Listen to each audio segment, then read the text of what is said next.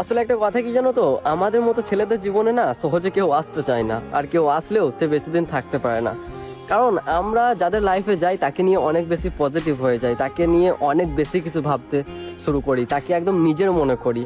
সে কি করছে, কোথায় যাচ্ছে, কার সাথে মেলামেশা করছে, তার কটা বান্ধবী আছে, কটা ছেলে ফ্রেন্ড আছে, তার ইনস্টাগ্রামে কটা আইডি আছে, সে কখন অনলাইন যাচ্ছে কখন অফলাইন যাচ্ছে, তার ফেসবুক আইডিতে কটা ফ্রেন্ড আছে, সে কোন কালারের ড্রেস পরে কোন ড্রেস পরে ঘর থেকে বের হয়ে যাচ্ছে, সে বাইরে কতক্ষণ থাকছে, কার সাথে মেলামেশা করছে, ইত্যাদি ইত্যাদি। আর তখন মেয়েটা ভাবে, আরে বাপরে কার লাইফে এলাম, কোনো স্বাধীনতাই নেই, একদম বেঁধে রেখে দিয়েছে, এর মানে তো ভাই আমি সিঙ্গেলই ভালো ছিলাম। মেয়েটা বিরক্ত হয়ে যায়, দেন ছেড়ে দেয়। কিন্তু মেয়েটা বোঝে না, যারা এই শাসন করে, বারণ করে, রাগ দেখায়, সব কিছুর খোঁজ খবর রাখে, তারাই তো সত্যিকারের ভালোবাসে। তোমার যেরকম পরিবারের মানুষ, মা বাবা ভাই দাদা, তুমি কোথায় যাচ্ছ, কার সাথে মেলামেশা করছো, সবকিছু খোঁজ খবর রাখে। কেন রাখে?